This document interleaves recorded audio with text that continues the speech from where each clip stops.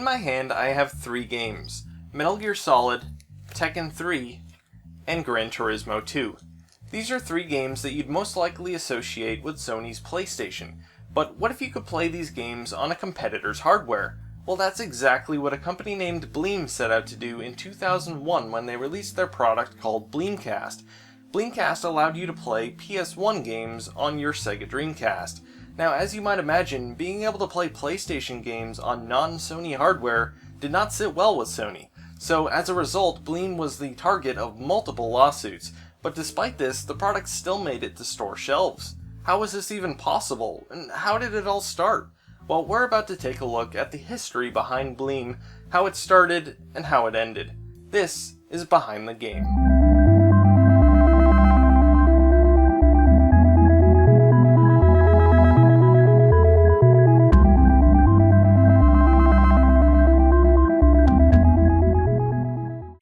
Bleem was a small California-based company that was formed in 1999 by Randy Linden and David Herpelsheimer. They only released one product during their lifetime, and that was the PlayStation emulator named, you guessed it, Bleem. First released in March of 1999 for Windows 95 and 98 based PCs, Bleem promised compatibility with hundreds of PlayStation games and touted the ability to enhance the game's graphics with the use of your PC's graphics card. Bleem is notable for being one of the few commercially released emulators released during the lifetime of the console it was emulating. This put it in direct competition with the Sony PlayStation, and as a result was the target of multiple lawsuits. The PC version of Bleem didn't quite live up to its claims and suffered from poor performance and compatibility. Bleem was aware of these issues and they were determined to eliminate them in their next release. May of 2000 saw the announcement of Bleem for Dreamcast, or Bleemcast. Bleemcast was to be released on 4 discs called Bleem Packs, which promised compatibility with 100 PlayStation games each and would retail for $19.99. These initial 4 packs were for North American released games only, but Bleem also planned to release import packs for playing European and Japanese releases, which would be sold only through their website. Unlike the PC version, Bleem for Dreamcast touted that all games would run perfectly with 100% compatibility. Not only that, but Bleemcast would also take advantage of the Dreamcast's more powerful hardware, doubling the resolution of the games to 640 by 480 and adding full-screen anti-aliasing and bilinear filtering. This would result in the games looking much better than they would on native PlayStation hardware. One of the issues Bleem had to overcome initially was the fact that Dreamcast controllers featured fewer buttons than an official PlayStation pad. To get around this, Bleem implemented button combinations and also took advantage of the D-pad for extra functions when a game only needed the analog stick for movement. In addition, Bleem also announced that they would be releasing their own DualShock-style controller for the Dreamcast called the Bleempad, as well as a controller adapter called the BleemPod, which would allow you to use your official PlayStation controllers and memory cards on your Dreamcast. A year later, on May 1st, 2001, Bleemcast hit store shelves, but not in the form that was initially promised.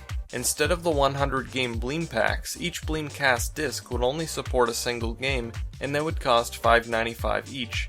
The reported reason for the change in strategy was because making 100 games compatible with a single pack was more work than initially expected.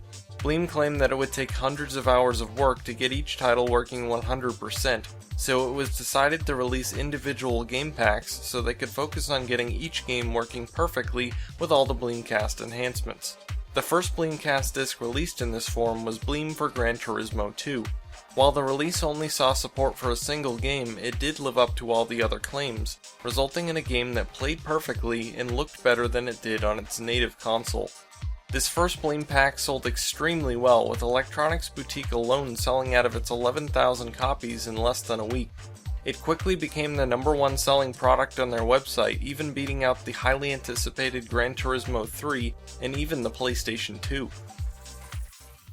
As you might imagine, Sony wasn't going to take this sitting down. In fact, Sony declared war on Bleem as far back as 1999 when the Bleem staff got into an argument with one of Sony's lawyers over the use of graphics from Gran Turismo on the monitors at Bleem's booth. Only 2 days after Bleem started taking pre-orders for their initial PC release, Sony filed a lawsuit against them for copyright infringement, intellectual property violation, and brand degradation.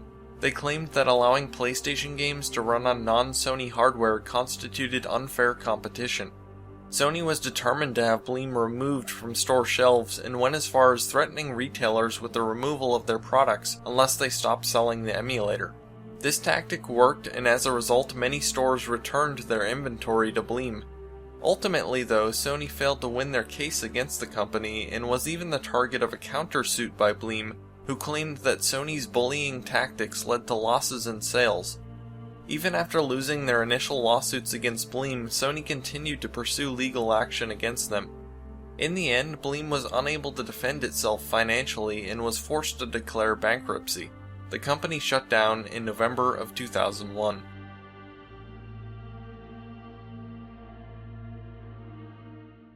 There were only 3 Bleem packs released during the company's short lifespan: Gran Turismo 2, Tekken 3, and Metal Gear Solid. A prototype of the original 100-game Bleem pack was eventually leaked, but much like the PC version of the emulator, it suffers from low compatibility. The planned Bleem pad and Bleem pod accessories were never released. While Bleem only lasted 2 years as a company, it prompted the release of many of the free PlayStation emulators you see today, and holds the legacy of being the only commercially released emulator for a game console. Bleemcast remains a very impressive emulator to this day. When compared side by side with PS1 emulation on the PlayStation 3, games emulated using one of the 3 Bleem packs looks considerably better.